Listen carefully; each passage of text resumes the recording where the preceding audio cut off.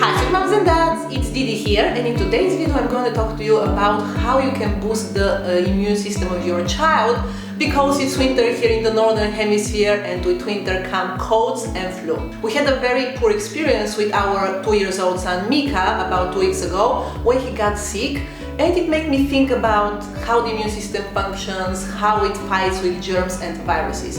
And I know, of course, that it's not unusual for a child to get sick. However, somehow I did not expect his first cold ever to be that severe.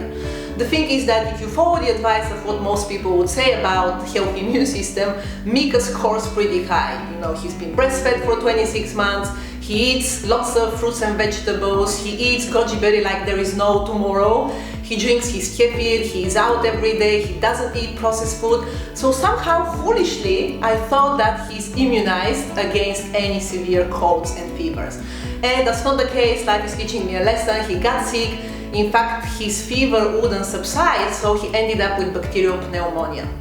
And of course, I know we can't as parents prevent our children to get sick, but at least we can make sure that they have a really healthy immune system so that they're able to fight quickly all the germs and viruses. And getting sick is not that bad, because that's how they strengthen up their immune system. You know, the main advice of how to boost the immune system is to get lots of vitamin C. This is the #1 immune booster. So diet, very rich in fruits and veggies, is great. However, what else we can do, I was thinking.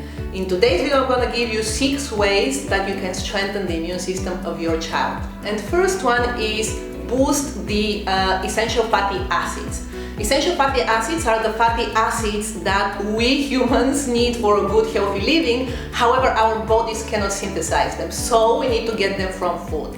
And I'm sure you've heard of omega-3 and omega-6. Omega-3 you can find in cold water fish such as salmon, and I think that our grandparents knew something about this in the pre-antibiotic era, because everyone who got sick, they'll give them this awful tasting cod liver oil. So why the essential fatty acids are so important? Because they increase the activity of macrophages, and macrophages are specialized cells that are able to identify cells that are damaged, are infected or dead, and then they can go and fight them. So they recognize them and target these cells. Omega-3 rich foods are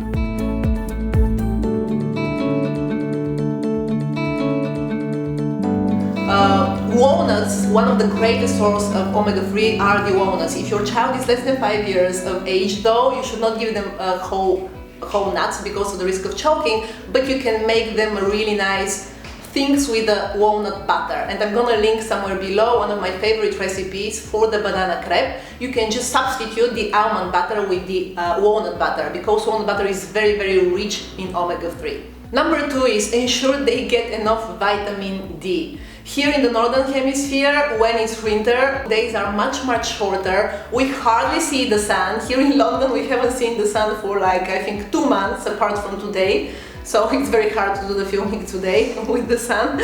Anyways, but we need to make sure that our children get enough vitamin D. And in most countries, the advice is to supplement children with vitamin D. This is one of the mistakes I did with Mika. I did not give him any supplementation, thinking that he got enough of sun during the summer.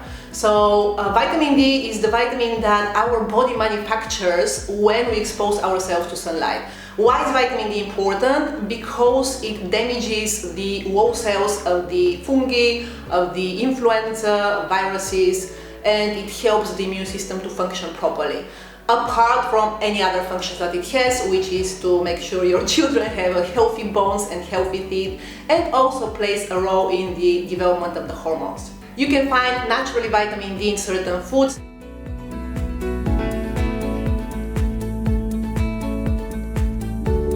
The next tip is give them zinc-rich foods.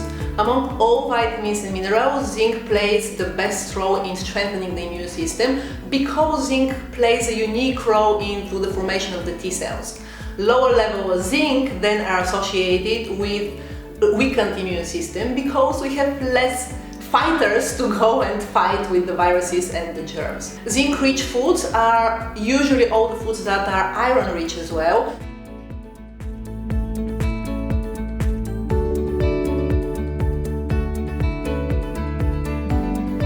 These are all great sources in.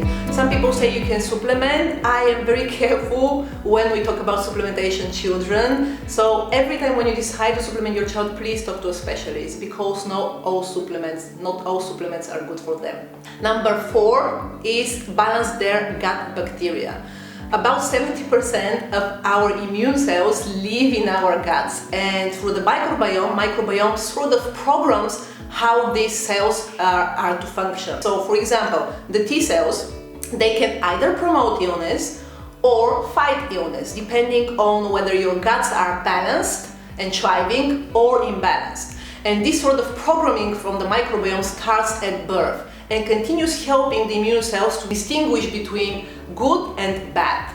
So how can you help your child to have a really balanced gut? This is with the help of the probiotics. I'm sure you've heard of that. One great source is kefir. Why kefir is so good? Because it's full of really great bacteria, healthy bacteria for your children. Other good sources of the good bacteria is any fermented foods such as sauerkraut.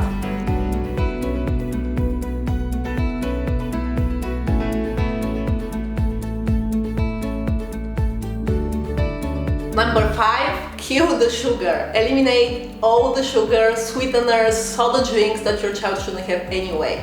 And there is a research, there are studies that support the fact that sugar weakens the immune system. How? By destroying the white blood cells. Again, that means you have less fighters to fight with the infection. That's why lots of kids get sick after their birthday parties, when they indulge in lots of cakes, or after Halloween. And it still saddens me to see in so many manuals about children feeding, you can still give them sugar, but avoid giving them a lot of sugar. It's not try to avoid giving them, just don't give them at all. Like, you can honestly keep them far away from sugar for far longer than you think you can. For example, Mika, he's already 28 months almost, and he has never tried sugar. And lots of my friends would say, oh, you cannot keep him far away from that, because of course he'll get somewhere, he'll see a nice cake, he would want to try. Honestly, he's never tried sugar, he's never tried processed food. We go to birthday parties, we don't limit him or restrict him at home, of course. And he's not interested, he knows that there are some things that he cannot eat. In the same way, he would know he cannot drink alcohol, or he cannot indulge in food that is sort of raw food. So you can do that for far longer than you think you can. And the last one is get to know some herbs and spices. There are some herbs that can promote and strengthen up the immune system, such as ginger, garlic, elderberry, echinacea, chamomile. Again, as with the supplementation, when you want to give herbs to your child, talk to a herbalist, because herbs can have side effects as well. In terms of spices, my favorite ever spice, which I found out only about 10 months ago, is called turmeric. And you may know turmeric if you like Indian food and curry. This is what gives the yellow color to all these delicious meals. It's native to Indonesia and South India, and it turned out this is the so powerful antioxidant that people actually call it the natural antibiotic. The reason why turmeric is such a powerful antioxidant and anti-inflammatory plant is because of its active ingredient called the curcumin. The curcumin, unfortunately, it's not absorbed in our bloodstream that easily. So in order for us to enhance this absorption, you have to provide it or take it alongside the black pepper, because black pepper has another active ingredient called pepperin. I hope I'm pronouncing it well, and it can enhance the absorption of curcumin by 2000%. And I'm gonna link a video, I'm gonna make my favorite ever drink, which is amazing for children as well, called the golden milk, so you can watch that here.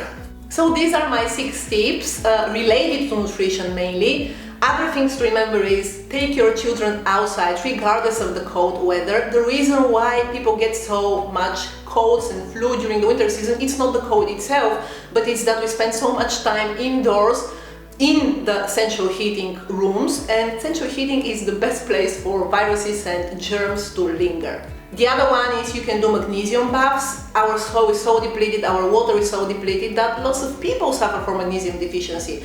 If you feed your child well, most probably they would have their level pretty okay with the magnesium, but it doesn't hurt to make the magnesium bath and to top up these levels every now and then. Now, if your child is already sick, like we had the case with Mika, try to boost his immune system as soon as possible with additional vitamin C, additional vitamin D, with zinc-rich foods, with ginger and lemon teas, with the turmeric golden milk, because I did not expect what happened to us. Mika was sort of cooperating in the first couple of days, but then he just didn't want to get anything. So if your child is like less than 3-4 years and they don't understand the importance of taking what you give them, then you would rather start very, very quickly in the beginning, because you wouldn't take any of my drinks. Okay, sweet moms and dads, these were my 6 tips on how to boost the immune system of your child.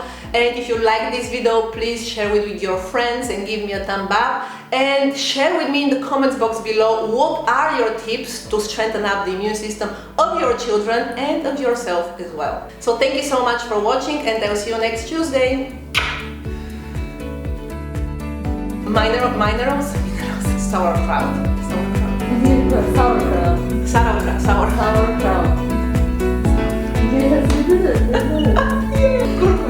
Kurkuma. In Bulgarian it's kurkuma. It's because of the curcumin. And curcumin, of course.